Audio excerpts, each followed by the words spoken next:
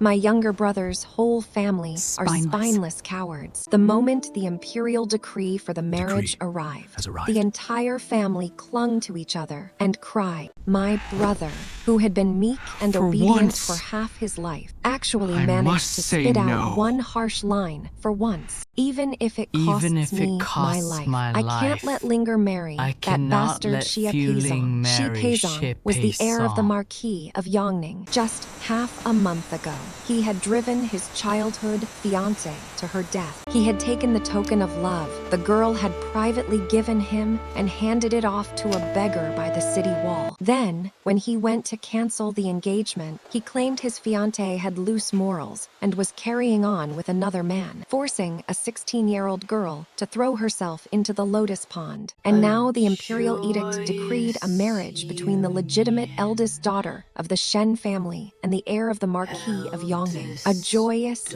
union, binding the two families together in everlasting amity. I snatched the decree straight out of my brother's hand. With me, her aunt, still here. When exactly did the title of Shen family's legitimate eldest daughter fall to your daughter? This decree is obviously granting the marriage to me. Stop crying already. Get up and start preparing my dowry. I am Shen Shaoan, 45 years old, newly returned from the army, and right at the perfect age to get married. When I stepped out of the bridal sedan chair with the red veil over my head, I could hear the crowd gathered around for the excitement, whispering all at once. Wasn't the Shen family's eldest miss supposed to be that famous, sickly beauty? Why does this one look so tall and sturdy? A sickly beauty doesn't have to be short, does she? It's chilly now. Maybe She's just wearing a lot under the wedding dress. Or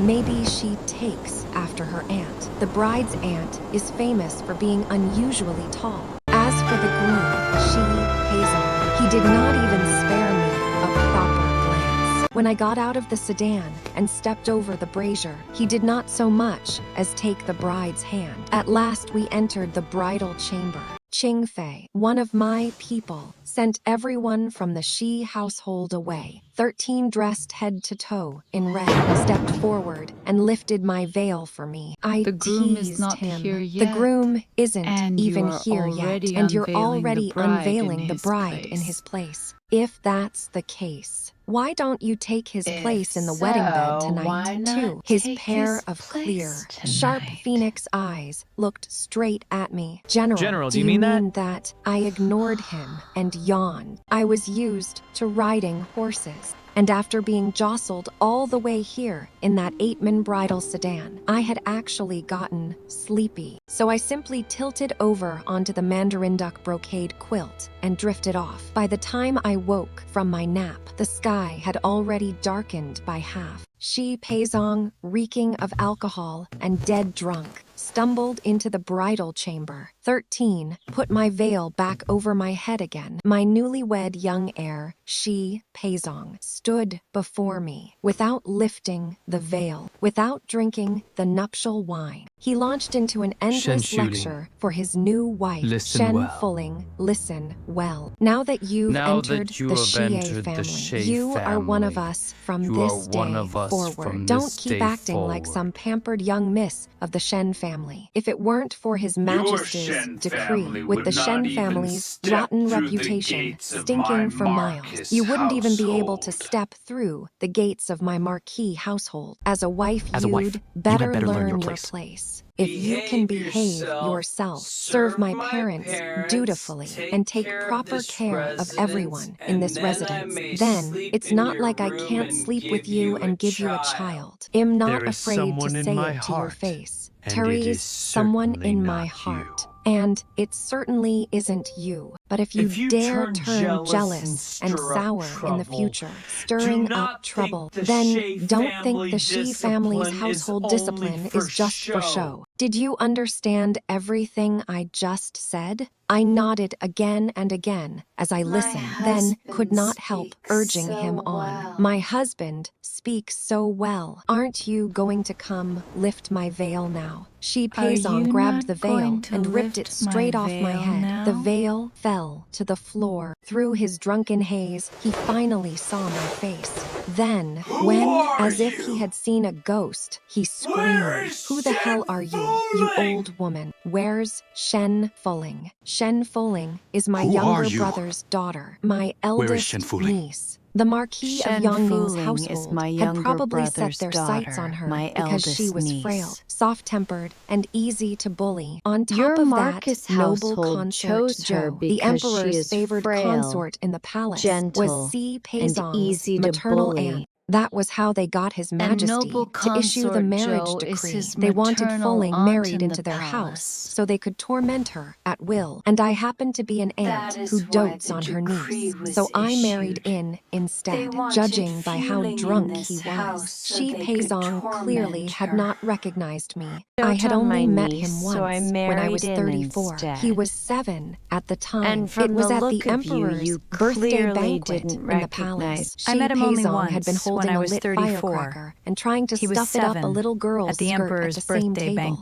I saw it, and with one casual crack of my whip, I knocked him unconscious. The scar behind his neck was left from that very day. Who would have thought that today, 11 years later, the two of us would be getting married? Fate really was hard to put into words, only with me as the bride. It seemed this groom, Xie Peisong, was not exactly pleased. He was still yelling at the top of his lungs, "Has your Shen family gone insane? Young master here was supposed to marry Shen Fuling, and you people dare send some old woman over to fool me." Men, mem, has, before he could finish. 13 stepped forward with a sharp crack and dislocated his jaw. At the same time, Qingfei kicked him squarely in the back of the knees. I sat on the bed, and, with a thud, Xie Peisong dropped to his knees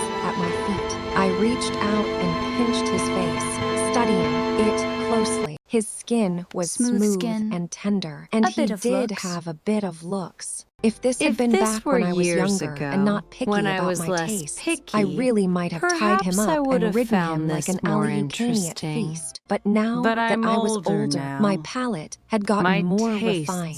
This sort of thing no longer appealed to me. I said to Qingfei, "Tie his hands and feet and throw him into the side room next door. Be careful not to let anyone from the Xie family notice." Qingfei hauled Xie Peisong out. Once there were no outsiders left in the room, 13 slowly knelt by my feet and rested his head in my lap. "General, what you said earlier about having me take his place in the bridal chamber does that still count. 13 is my male favorite. Back then, when I dragged him out of a pile of corpses, he had still had half a bandit's ear clenched between his teeth. Over the years, I taught him swordsmanship, the whip horse riding, and the blade. Then, when he was 17, he climbed into my bed. That handsome, fair young boy had knelt between my legs in bed, trembling as he undid his own clothes and said, "General, if they can then, why can't I? I have never been a woman with much shame." There was no reason not to eat the fresh meat delivered right to my lips. It was a night of utter madness. When my deputy found out afterward, he was heartbroken. "Shen, for once in your life, be a decent human being and grow a conscience. Will you? Well, how could you bring yourself to eat something that tender and unripe?" And I shot back at him. "What nonsense. If you don't eat melons while they're tender, what? Am I supposed to gnaw on an old dried loofah husk like you?" From the first time he climbed into my bed until now, 10 years had already passed. Over these years, whenever the mood struck, the two of us had done our share of fooling around out in the open under the sky, in carriages on horseback all over the place. But we had never once played in a proper bridal chamber like this one, with red silk drapes hanging low, red carpets spread across the floor, double happiness signs everywhere, and tall red candles burning bright. Rarely did I find myself this interested. I stroked 13's still exquisitely beautiful face. My little husband is still in the room next door. If you sleep with me here, and he hears it, whatever will we do? 13 rubbed his cheek against my palm. Can your little husband serve you the way I can? The next day, when I woke up, it was already broad daylight. Last night, I had spent half the night playing newlyweds with 13. In the heat of his excitement, he had even run off to strip Xie Peisong of his wedding robes and put them on himself, pestering me to call him husband. After getting up, I saw Xie Peisong still in his inner garments, curled up in the corner like a dead dog. Since his dislocated jaw had not been put back in place yet, he could not close his mouth, and the drool running out had soaked a small patch of the carpet. I instructed General. Find your master husband a fresh set of clothes to change into. It's about time we got cleaned up and went to serve tea to my parents-in-law. I instructed 13. Go help support my little husband. His legs were tied up all night, so he probably can't walk right now. Don't put his jaw back in place yet. I'm afraid he'll make a scene on the way. Our group headed for Jiahe Hall in the main courtyard of the Marquis residence. Before we even got close, I heard voices coming from inside. It really isn't easy to get a cup of daughter-in-law tea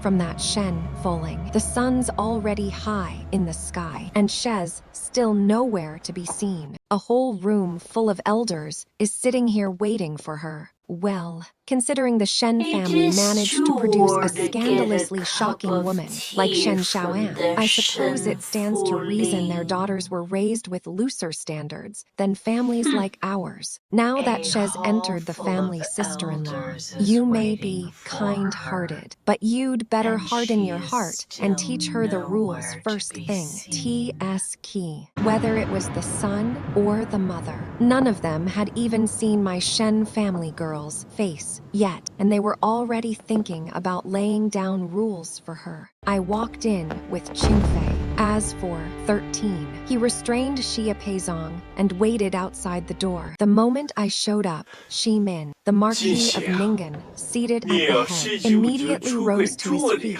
and came forward, his face full of shock as he said, General Shen, what brings you here so suddenly? Then he turned his head and barked harshly at the servants beside him. Is everyone in this entire manor dead? The general has already made it all the way into the inner courtyard, and not a single one of you came to report it. I waved a hand, telling him not to make things difficult for the servants. I came in yesterday in a bridal sedan chair. It's only natural that the people in your manor didn't know I was here. The mistress of this Marquis manor was Madame Zhou, Xie Peisong's mother. She did not give me the slightest bit of a pleasant look. We had a bit of a grudge between us. Back then, I had lashed 7-year-old Xie Peisong with a whip until he was a bloody mess. Madame Zhou had clutched her son and tried to fight me for his life, and I had idly swung the whip at her and said, if you still can't discipline your son next time, I'll whip you too. Well then, and now Your we had Shen become family mother-in-law and truly is daughter-in-law. Your Shen something. family really is something. I've lived 40 years and never once heard of a bride riding to her wedding in a sedan chair with her aunt. What? Did General Shen come along too to back up her niece Shen Foling? Or are you afraid our Marquis manor might bully your Shen family's girl? Surely it's not because you're dissatisfied with this marriage His Majesty bestowed. Madame Zhou thought the bridal sedan carried both me and my niece yesterday. She really had overthought things. I was only getting married at 45 to an 18-year-old, pretty young husband. What could I possibly be dissatisfied with? So, I said to Madame Zhou, no, no, our Marquis manor is noble and prosperous, and the heir is young and handsome. I have no dissatisfaction with this marriage at all. Madame Zhou still refused to give me a pleasant face. So, where is Shen Fuling? Today is the tea ceremony. Is she not coming to serve me tea because she expects me, her mother-in-law, to serve tea to her instead? And I could not help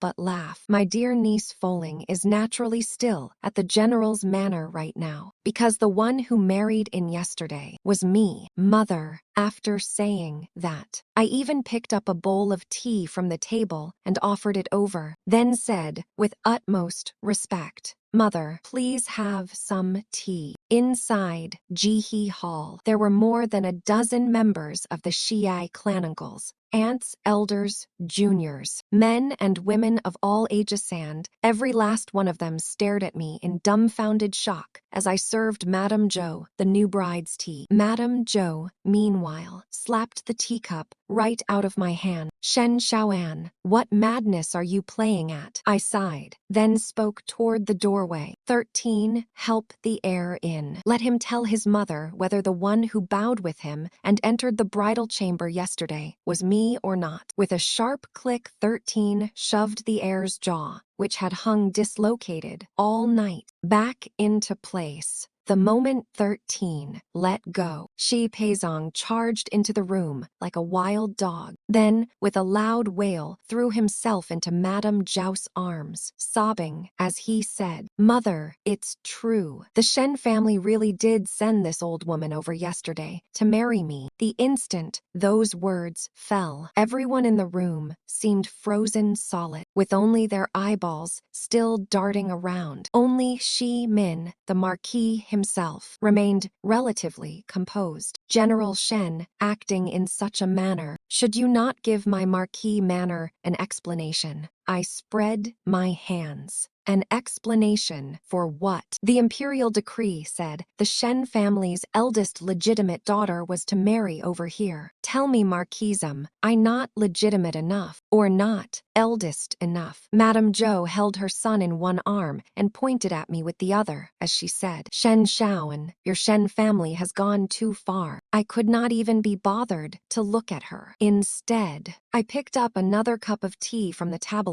that God knew who had already drunk from, and handed it to Marquis Xi. Marquis, as the saying goes, when the bride is 3 years older, you gain a brick of gold. I'm 27 years older than your son. Marrying me is the same as bringing home a mountain of gold. Tell me, am I wrong? My younger brother was only a 5th-rank judicial clerk. Yet this Marquis manor wanted its only heir to marry his daughter. What they fancied was likely not how exceptionally talented my niece was, but the great general standing behind the general's manor. Now that great General Shen had personally married over, should the Marquis manor not feel it had struck a profit instead? As for this daughter-in-law's tea from me, Shen Shaoan Marquis, will you drink it or not? The Marquis was clearly wavering, but before the hand he meant to use to take the tea could reach out, that idiot Xie Peisong came charging over again,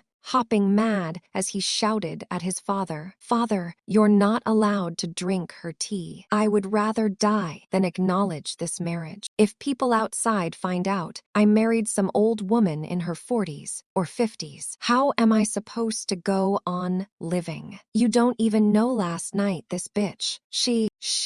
I could not hold back and slapped him across the face. Old woman, this bitch, Xie Peisong, you've lived this long and still don't understand what it means to respect your elders. Seeing me send Xie Peisong flying with a single slap, Madame Zhou let out a shrill scream and lunged forward, gathering up her son. who had landed on the ground with blood all over his mouth. She glared at me with such hatred her eyes nearly bled. Shen, Xiao An, don't think you can fool the Marquis with those 3 words. Eldest, legitimate, daughter, from the imperial decree. Throughout the entire marriage process, from the exchange of names to the betrothal documents to the letters of auspicious confirmation, the name written everywhere was Shen Fuling. The person formally betrothed to my son was absolutely not you. I will enter the palace at once and accuse your Shen family of switching the beams and replacing the pillars, deceiving the sovereign and showing contempt for the throne. Servants, prepare the carriage, carry the heir into the palace. I rode on horseback and made it into the palace before they did. By proper custom, when a marriage was bestowed by the emperor, the husband and wife were supposed to wear their wedding robes after the ceremony and enter the palace together to kowtow and thank His Majesty for his grace. As for me, I did not need to kowtow. The moment I entered, His Majesty ordered someone to bring me a seat. At the moment, both the emperor and empress were in Ping'an Hall. The empress looked at me with a bright smile. What lucky day is this? How come the general was willing to put on wedding robes today? I replied, I do not know about today, but yesterday truly was an auspicious day chosen by the Astronomical Bureau. I was married yesterday, so I came today to greet your Majesty and your Highness and offer thanks for the grace bestowed.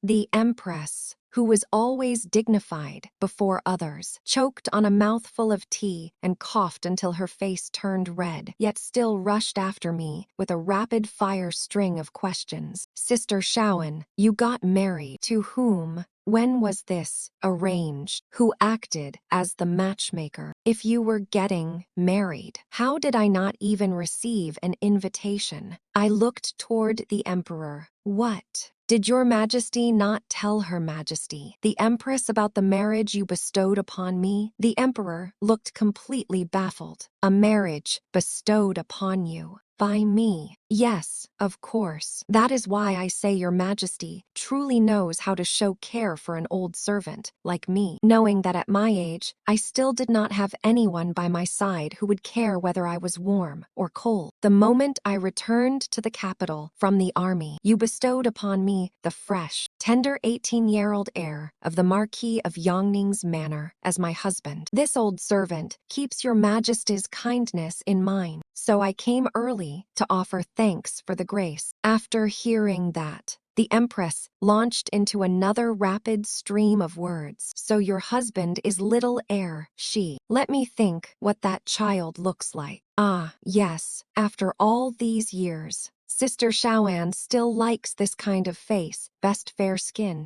with delicate brows and eyes. I may have missed your wedding wine, but I must make up for it with a congratulatory gift later. Meanwhile, the Emperor remained at the side, thoroughly perplexed. Was my decree really written that way? A burst of commotion came from outside Ping'an Hall. The people here to lodge their complaint had arrived. Consort Zhou entered with my mother-in-law and my little husband. Before Consort Zhou even stepped inside, her voice arrived first. Your Majesty, you have no idea. Just now, my younger sister came to me with Songer in tears, saying that on such a joyous day, a ridiculous mix-up had occurred. The people below sent the wrong bride over. Miss Shen was not the one who married in General Shen was. Just listen to that. Isn't it laughable? The Emperor tugged at the corners of his mouth, unable to laugh. The Empress, however, took over and said, Consort, your words are muddled. It is a rare thing for General Shen to marry even once. How could that be called a mix-up? With impeccable bearing, Consort Zhou first apologized to the Empress. Your Highness does not know. The procedures for a grand wedding between these two families number in the dozens, and in every single step, the name written was that of General Shen's niece, Shen Fuling. Yet, when the bridal sedan crossed the gate, the wrong person ended up inside. Tell me if that is not a mix mix-up, then what is it? Unless the Shen family deliberately switched the bride and intended to deceive the sovereign. I pulled the imperial decree from my sleeve and read it aloud in a clear voice. By special imperial decree, the Shen family's eldest legitimate daughter of the general's manor is hereby joined in marriage to Xie Peisong, heir of the Marquis of Ning'er. May they enjoy harmony like zithers in duet, unite two families in goodwill, and bind a fine and joyous match that shall extend fortune and blessing for generations. Your Highness, the noble consort, am I not the legitimate eldest daughter of the Shen family? Noble consort, Zhou wiped the smile from her face. If we are speaking of legitimacy and seniority, then naturally no one could surpass you, General Shen. But I do not understand this. When the two families exchanged the formal betrothal notices and names, why was the name your Shen family sent over always Shen Fullings?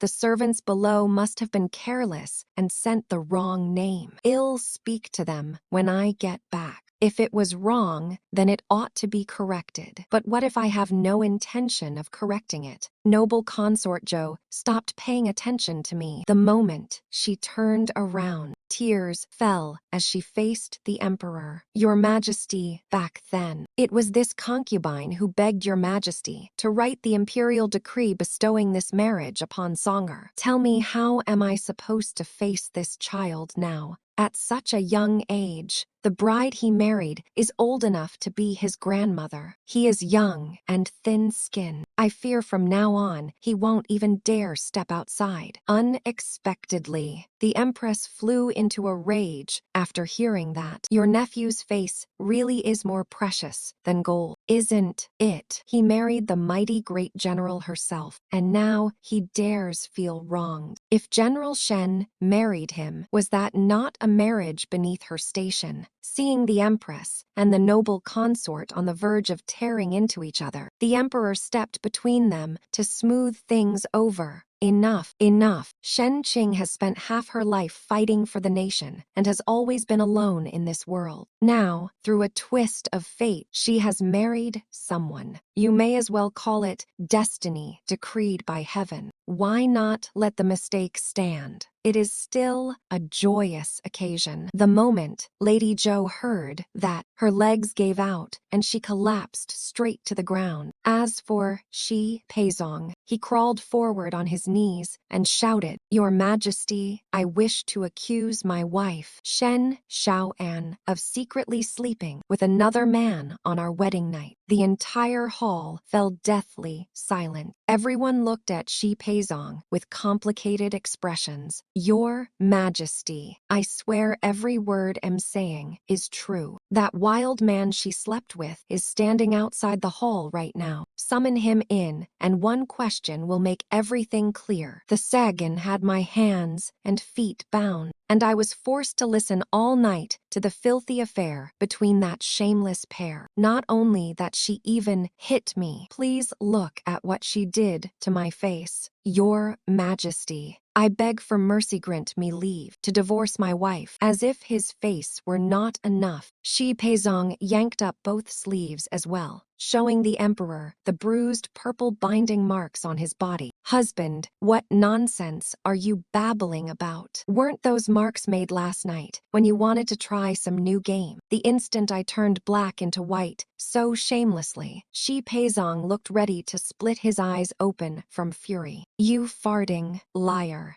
With a sharp crack, the emperor smashed the cup in his hand. Absurd. What divorce and not divorce? Do you take my imperial bestowal of marriage for a joke? Where would I find the time to meddle in the affairs of your bedchamber? In the future, if something like this happens, the two of you can go back, shut the door, and settle it yourselves. Do not bring this kind of farce before me again. Meanwhile, the Empress stood to the side and urged Xie Peisong to be broad-minded. Heir, mind your words. You must never mention the words divorce wife again. For General Shen to marry you is a blessing you cultivated over lifetimes. It is only natural for a newlywed couple to have some friction while adjusting to one another. You are a man. You should have the grace to be tolerant. You are still young and do not yet understand that some things are meant to rot in your stomach. Once spoken aloud, they become a laughingstock. Xie Peisong stared dumbly at the imperial couple and even rubbed his ears in confusion. That idiot actually wanted to divorce me. I had not returned to the capital in a long time. It seemed the younger generation here in the capital still did not know my character well enough. I, Shen, Xiao, An, have caused enough outrageous scandals over handsome men to fill a whole book. What Xie Peisong did not know was that many years ago, I accidentally crashed the Qianglin banquet, then carried the top graduatifus cheeks, flushed pink, with Wenestrate back to my residence. And for 3 days and 3 nights, I never stepped outside. Even the emperor had praised me with a laugh, saying, "General Shen, your romantic flair has not diminished in the slightest. So what if I slept with someone else on my wedding night with him?" That counted as me showing restraint. And over something this trivial. He wanted to divorce me. He must have been dreaming. Now that the emperor had spoken with his golden mouth, he and I were an imperially decreed married couple. After we left the Hall of Peace, my mother-in-law and my little husband supported each other as they made their way out. Xie Peisong walked while wiping away tears. Noble consort Zhou, meanwhile, slipped a jade twisted wire bangle from her wrist and handed it to me. "Since General Shen has already married Songer, from this day forward, we are family as well. You may call me Aunt, along with Songer." After accepting the bangle, I said, "Just now, before everyone, Her Majesty, the Empress addressed me as Sister Shaoan. If I follow the heir and call you Aunt, wouldn't that mean Your Highness, the noble consort, would, however, unintentionally, be taking advantage of Her Majesty, the Empress?" The noble consort's expression stiffened for a moment. "That's true enough, no matter what. I never imagined that one day I would have a nephew's wife like Sister Shaoan nearing 50 years old. It leaves me not even knowing how to address you. Your Highness. Why don't we each use our own forms of address?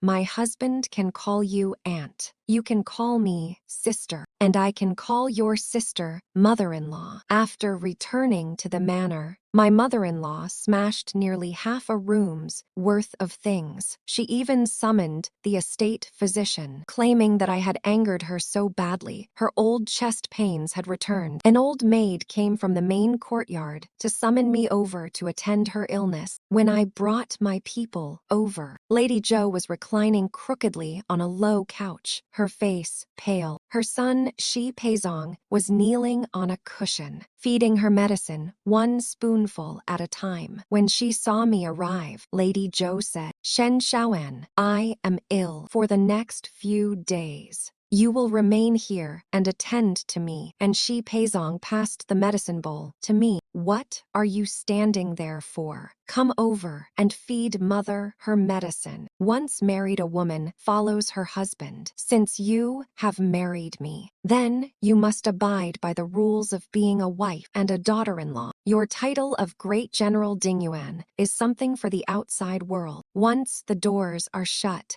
in this manner my mother is the elder and has every right to decide matters for you. Surely you do not want to have only just married and already bear the charge of unfilial conduct." After hearing all that, I laughed so hard I nearly lost my breath. The stupidity in this mother and son truly ran in one bloodline. With a flick of my hand, I splashed the black medicinal broth all over his face. Xie Peisong had just opened his mouth to speak when, with a sharp snap, I dislocated his jaw. I really could not bear to hear any more stupidity from him. "Qingfei, take my husband outside to wash his face. I'd like to have a little heart-to-heart with mother-in-law." Qingfei hauled Xie Peisong out. I sat down beside the low couch. My ailing mother-in-law stretched out her neck and screamed. Shen, are you trying to rebel? Someone, hurry, someone, save your strength. When I came over, the 12 maids and 8 old servants in your courtyard had already been locked up by my people in the farthest corner room, inside and out. This courtyard is full of my people now. This time, when I married into the Marquise manor, I brought fewer than 200 attendants.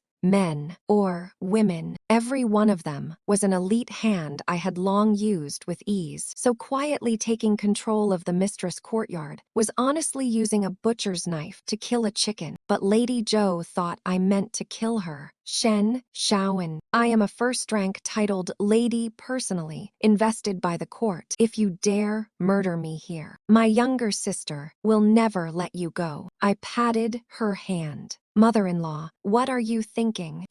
Your daughter-in-law. Here to ease your burdens and solve your troubles. You are ill now, so I should naturally take charge of this household. Only then can you focus on recovering properly. On our wedding night, the heir personally told me to take good care of everything in this estate, top to bottom. Mother-in-law, you have labored for the Marquise manor for so many years. Now that your age is catching up to you, some matters should be handed over to your daughter-in-law. My mother-in-law, who was 5 years younger than me, trembled all over with rage. Shen, Shaoan, you've only just entered this household, and already you want to seize control of the household accounts from me. I'd rather die than hand them over to you. I don't need you to hand them over. I can take them myself whenever I want something. I never wait for someone else to give it to me. I take it. The people I brought with me had raided households before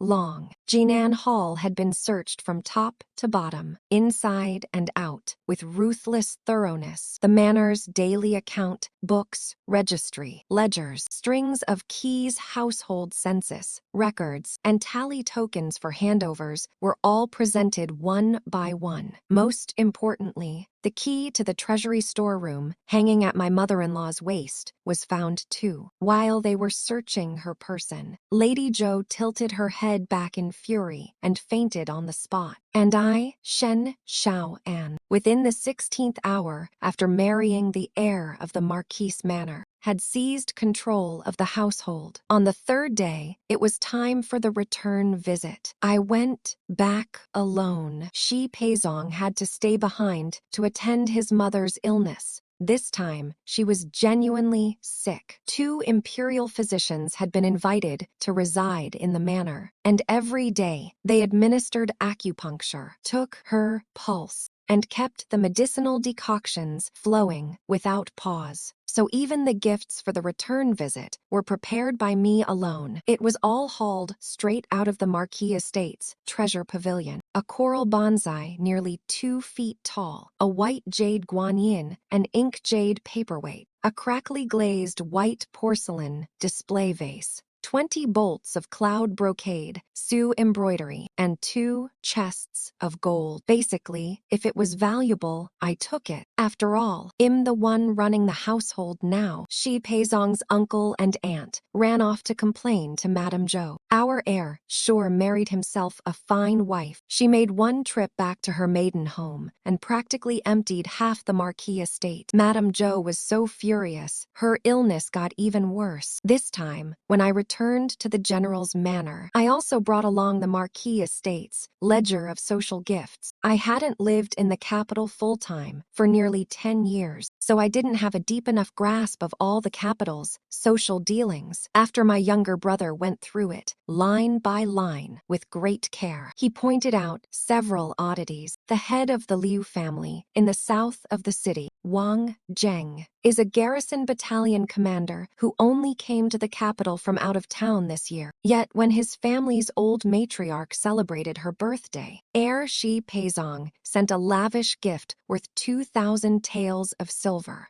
That makes no sense at all. and even the usual holiday gifts are far too extravagant, almost like Hess deliberately funneling money to that family. I had 13 immediately investigate this garrison battalion commander, Wang Zhang, and with that investigation, I uncovered Xie Peisong's beloved. I had known before marrying him that Xie Peisong had a woman in his heart, but he had hidden her extremely well before this. My people had never managed to find out who she really was. Something about this was strange. Xie Peisong was not the sort of man who kept a low profile. He could make a broken engagement into such a spectacle that everyone knew about it and drive his former fiancée to her death. Yet now he had hidden the woman he loved so thoroughly that it was almost as if she didn't exist. 13 reported. Xie Peisong's beloved is Wang Xuening, the daughter of that garrison battalion commander. Wang Xuening had grown up in Fei County, 700 li away. Her mother died young, and she didn't enter the capital with her father until she was 16. Besides that, Wang Xuening was low-key to an extreme degree. She almost never went out, attended no banquets, large or small, and hardly anyone in the capital had ever seen her. Even when she met with Xie Peisong, it was only inside her home. Send men to Fei County at once, riding at full speed. I want every scrap of information on Wang Xuening from childhood to now. A few nights later, 13 came in to report to me. He was skilled at concealment, and these past few days he had been secretly keeping an eye on Marquis Shamin. 13 said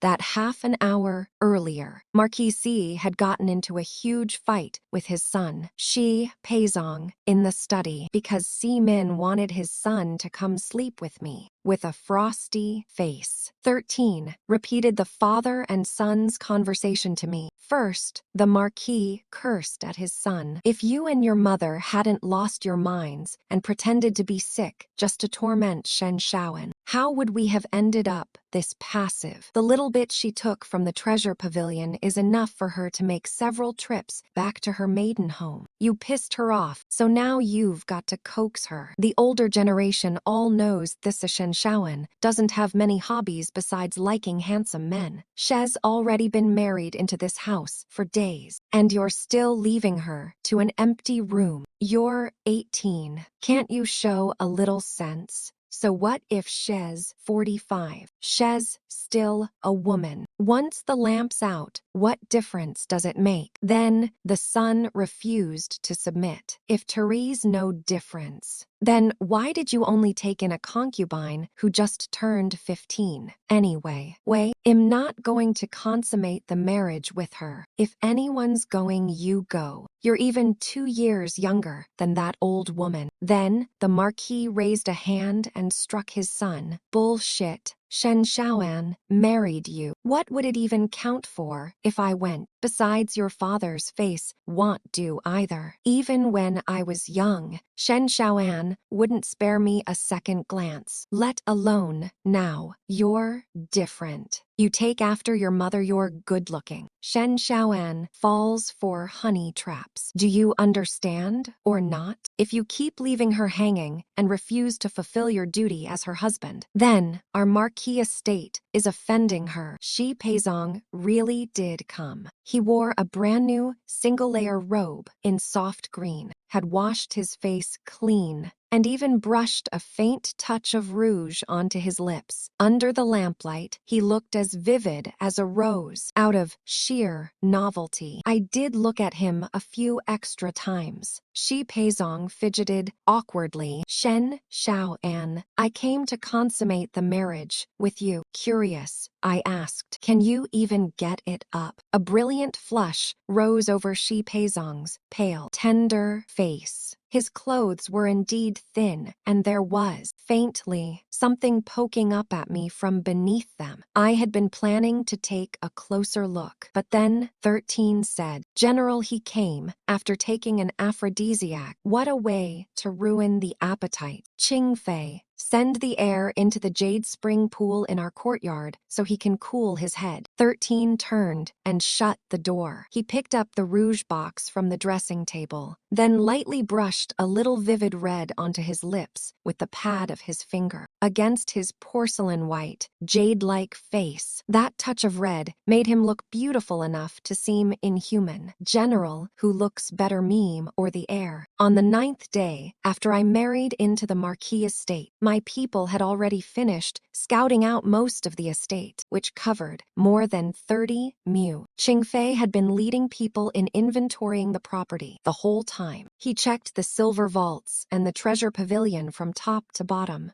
In the end, the Marquis estate currently had about 70,000 taels of silver in reserve, count in the rest of the valuables, and the total came to roughly 100,000 taels. That counted as wealthy, but the figure was far lower than I had expected. A hereditary marquisate passed down for 3 generations, the former old marquis before the last controlled grain transport for more than 20 years, and the current marquis, Xie Min, had risen to the rank of right censor-in-chief. There was no way I believed their family had accumulated only this little over 3 generations. 13 came to report that the estate's hidden vault was likely beneath the artificial rock formation in the rear garden. These past few days, old Wu, the man in charge of sweeping, had said that knocking on the base of the rockery produced a hollow humming echo. It was just that no entrance had been found yet. That was easy enough. Blow it open. Among the dowry I brought with me were fully 2 chests of black powder, and I had even brought artillerymen along too. Everything was ready. The next day, after Marquis Xie Min had gone to court, I directly blew up the rear garden of the Yongning Marquis estate. The deafening blast startled the bedridden Madame Zhou so badly she fell off the bed, and Xie Peisong, who had been soaked in cold water for most of the night after I had him thrown in, had caught a chill and was sick as well. Because the commotion was so huge, the mother and son came over supporting each other. What they saw, though, was that the elegant garden, usually full of flourishing flowers and trees, with little bridges and flowing water, had been blasted into a wasteland. Meanwhile, my people were methodically counting the stones and clearing out the blown-open entrance. Madame Zhou trembled as she said, "Songer, quickly, go find your father." Xie Peisong turned to run, but 13 kicked him back down where he stood. That day, I didn't just blow up the garden. I also brought over Xie Peisong's beloved. His beloved Wang Ningxie was dressed in plain white and looked frail as paper. Standing there, she was like a narcissus that gave off fragrance without wind. She had a pair of eyes born to weep. When she looked at someone, they always seemed to brim with a glistening layer of water. Even before she said a word, it was as if she were already nursing some quiet grievance in her heart. My husband must have adored her beyond reason the moment he saw that I had brought her here. Xie Peisong panicked so badly that under 13's foot he thrashed like a turtle, flailing all 4 limbs. "Shen Xiaoan, if you dare touch her, then, even if I have to stake my life on it, I'll still divorce you." Such a useless threat. And besides, he said it too late. I had already touched his beloved quite thoroughly last night, but I truly was planning to divorce my husband. Otherwise, I was afraid that when the entire Marquis household was executed, I'd be dragged down with them. The commotion from me blowing up the garden was simply too great, and before long, someone reported it to the palace. The emperor said to Marquis Xie Min, "I hear your household got blown up. Hurry back and take a look." And when Marquis Xie Min returned to the estate, one of my old acquaintances followed behind him. It was Xu Zhuqing, the 3rd-ranked scholar whom I had once carried off from the Qianglin banquet and fought with for 3 days and 3 nights. Now he had risen high to become the minister of the Court of Judicial Review. Dressed in crimson robes, his face white as jade, Xu Zhiqing saluted me. "I heard the Marquis estate was blown up. His Majesty Majesty ordered me to come along and see whether Turi's anything that needs assistance. Marquis Xie Min's face was livid. General Shen is going too far with this nonsense. Isn't she? Using explosives in the capital without authorization is a grave crime. May I ask, Lord Shu, for what crime should General Shen be punished for what she did today? Shu Jin replied, according to the law, 40 strokes of the cane. I was surprised.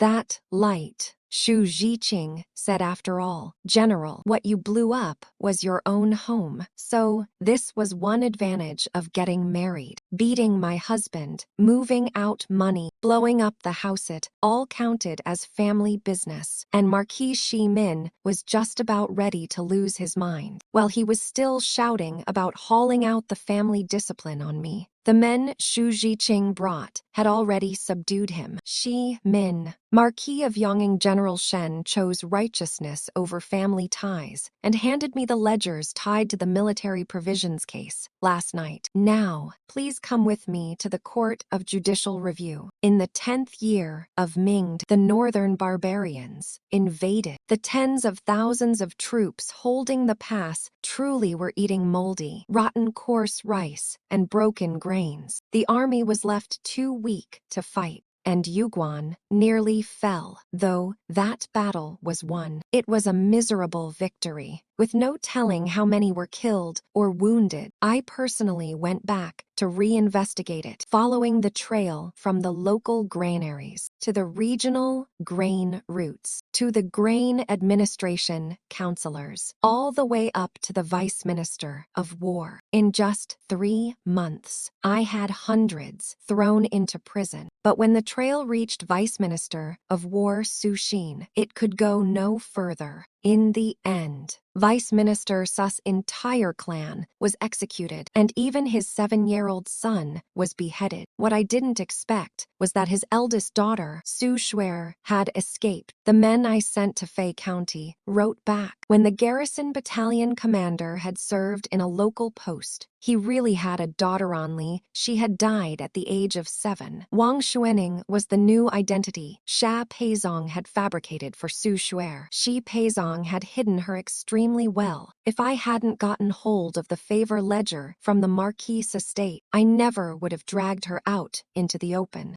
Last night, my people already interrogated Su Shuer through the night. In the army, there are many methods of interrogation that look refined on the surface, yet make a person wish for death. I am not the type to show tenderness to a pretty face. That pampered young lady was soft-boned after all. Before she had even endured 2 rounds of punishment, she confessed where the ledgers her father had hidden all those years ago were. Back then, I personally led the raid on the Su family estate. We pried open every crack between the stones and still turned up only 90,000 taels of silver. It was so little that even His Majesty could see something was wrong. Fortunately, I'm the kind of person who sees things through from beginning to end. The silver I failed to confiscate from the Su family Bakthini blasted it out of the Xie family estate with gunpowder. When chest after chest of silver was hauled up from underground, Xie Min's knees went